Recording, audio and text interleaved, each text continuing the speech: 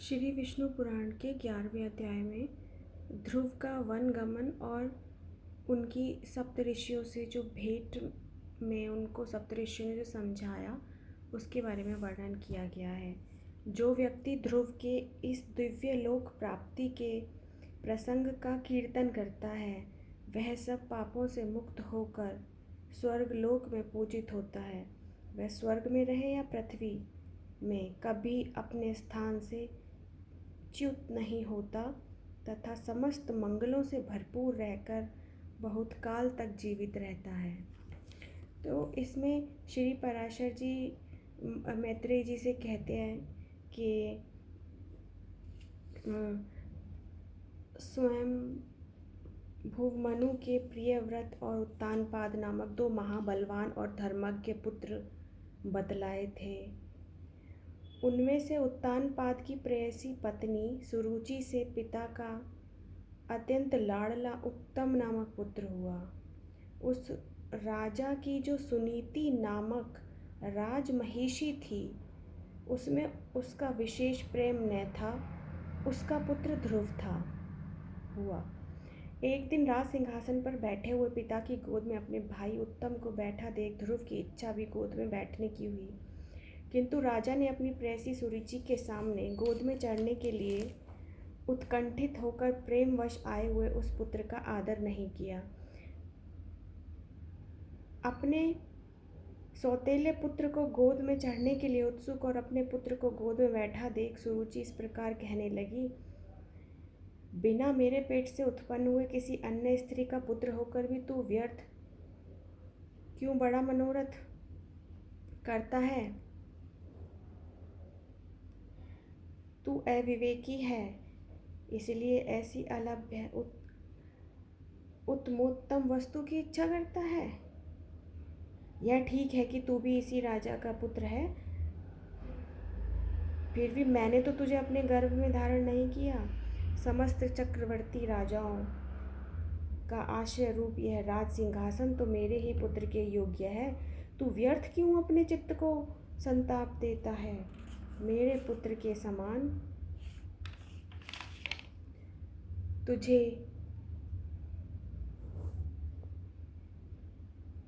वृथा ही यह ऊंचा मनोरथ क्यों होता है? क्या तू नहीं जानता कि तेरा जन्म सुनीति से हुआ है? विमाता का ऐसा कथन सुनकर वह बालक कुपित होकर पिता को छोड़कर अपनी माता के महल में चल दिया। जिसके होठ कुछ कुछ कांप रहे थे, ऐसे अपने पुत्र को क्रोधयुक्त देख सुनीति ने उसे गोद में बिठाकर पूछा, बेटा तेरे क्रोध का क्या कारण है? तेरा किसने आदर नहीं किया? तेरा अपराध करके कौन तेरे पिताजी का अपमान करने चला है? यह पूछने पर ध्रुव ने अपनी माता से वे सब बातें कह दी जो अति गर्वीली सुरुचि ने उससे पिता के सामने कही थी। अपने पुत्र के सिसक कर ऐसा कहने पर दुखनी सुनीति ने खिन्न चित्त और दीर्घ निश्वास के कारण मलिन नयना होकर कहा, बेटा सुरुचि ने ठीक ही कहा है। अवश्य ही तू मंदभाग्य है। हे वत्स, पुण्यवानों से उनके विपक्षी ऐसा नहीं कह सकते। तू व्याकुल मत हो, क्योंकि तूने पूर्व जन्मों में कुछ ऐसा किया है उसे दूर कौन कर सकता है, और जो नहीं किया वह तुझे दे भी कौन सकता है। इसलिए तुझे उसके वाक्यों से खेद नहीं करना चाहिए। जिसका पुण्य होता है उसी को राजासन, राजछत्र तथा उत्तम उत्तम घोड़े हाथी मिलते हैं। तू शांत हो जा। अन्य जन्मों में किए हुए पुण्य कर्मों के कारण ही सुरुचि में राजा की सुरुचि है, प्रीति है, और पुण्यहीना होने से मुझ जैसी स्त्री केवल भरण करने योग्य ही कही जाती है।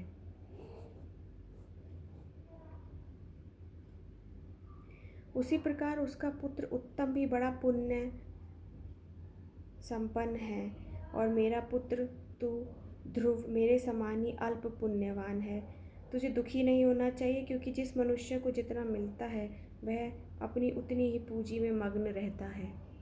यदि सुरुचि के वाक्यों से तुझे दुख हुआ है तो सर्व फलदायक पुण्य के संग्रह करने का प्रयत्न कर। तू सुशील, पुण्यात्मा, प्रेमी और समस्त प्राणियों का हितैषी बन, क्योंकि जैसे नीची भूमि की ओर ढकेलता हुआ ढलकता हुआ जल अपने आप ही पात्र में आ जाता है, वैसे ही सत्पात्र मनुष्य के पास स्वतः ही समस्त संपत्तियां आ जाती हैं। तब ध्रुव ने कहा, तुमने मेरे चित्र को शांत करने के लिए जो वचन कहे हैं वे दुर्वाक्यों से विंधे हुए मेरे हृदय में तनिक भी नहीं ठहरते, इसलिए मैं तो अब कोशिश करूँगा जिससे संपूर्ण लोकों से आदरणीय सर्वश्रेष्ठ पद को प्राप्त कर सकूँ। राजा की प्रेसी तो अवश्य अवश्य सुरुचि ही है और मैंने उसके उदर से जन्म भी नहीं लिया है। फिर भी हे माता, अपने गर्भ में बड़े हुए मेरा प्रभाव भी तुम देखना। उत्तम जिसको उसने अपने गर्भ में धारण किया है वह मेरा भाई है। पिता का दिया हुआ राजासन वही प्राप्त करे, ऐसा ही हो।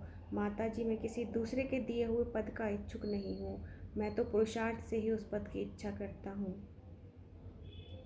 माता से इस प्रकार कह ध्रुव उसके महल से निकल पड़ा और फिर नगर से बाहर आकर बाहरी उपवन में पहुंचा। वहां ध्रुव ने पहले से ही आए 7 मुनीश्वरों को कृष्ण मर्ग चर्म के बिछौनों से युक्त आसनों पर बैठे देखा। उस राजकुमार ने उन सबको प्रणाम कर अति नम्रता और समुचित अभिवादन पूर्वक उनसे कहा, हे महात्माओं, मुझे आप सुनीति से उत्पन्न राजा उत्तानपाद का पुत्र जाने, मैं आत्मग्लानि के कारण आपके निकट आया हूँ। ऋषि बोले, राजकुमार, अभी तो तू 4-5 वर्ष का बालक है, अभी तेरे चिंता का कोई कारण दिखाई नहीं देता।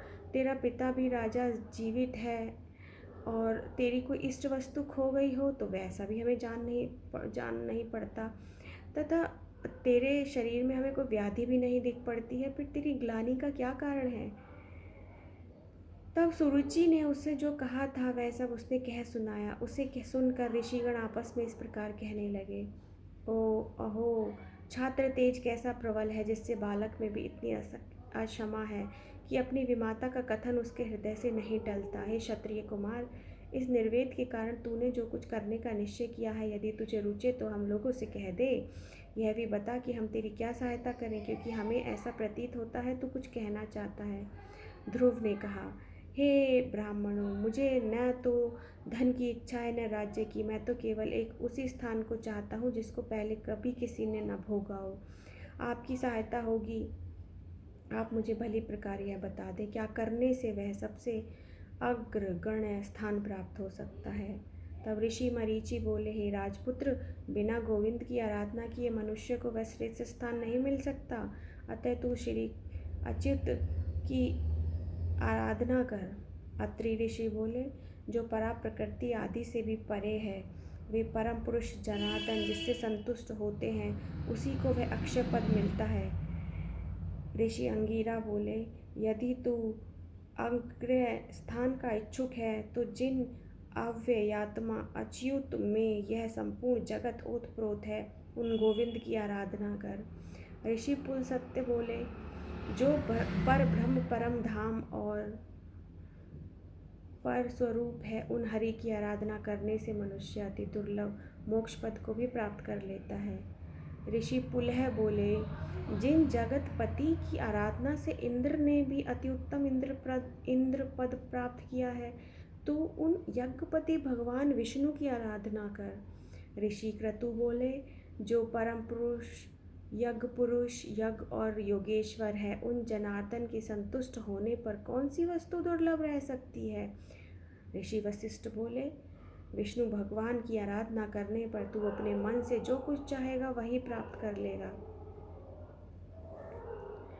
फिर त्रिलोकी के उत्तमोत्तम स्थान की तो बात ही क्या है। ध्रुव ने कहा, मुझ विनीत को आपने उस आराध्य देव का पता तो बता दिया, अब उसको प्रसन्न करने के लिए मुझे क्या जपना चाहिए ये भी बता दीजिए, किस प्रकार आराधना करनी चाहिए वो भी बता दीजिए। ऋषिगण बोले, हे राजकुमार, विष्णु भगवान की आराधना में तत्पर पुरुषों को जिस प्रकार उनकी उपासना करनी चाहिए सुनो। मनुष्य को चाहिए कि पहले संपूर्ण बाहरी विषयों से चित्त को हटाए और उसे एकमात्र उन जगदाधार में ही स्थिर कर दे। हे राजकुमार, इस प्रकार एकाग्र चित्र होकर तन्मय भाव से जो कुछ जपना चाहिए वह सुन। ओम हिरण्यगर्भ पुरुष प्रधान और अव्यक्त रूप शुद्ध ज्ञान स्वरूप वासुदेव को नमस्कार है। इस ओम नमो भगवते वासुदेवाय मंत्र को पूर्व काल में तेरे पितामह भगवान स्वयंभू मनु ने जपा था। तब उनसे संतुष्ट होकर श्री जनार्दन ने उन्हें त्रिलोकी में दुर्लभ मनोवांछित सिद्धि दी थी। उसी प्रकार तू भी इसका निरंतर जप करता हुआ श्री गोविंद को प्रसन्न कर। ये 11वां अध्याय था। इसमें आगे 12वां अध्याय है।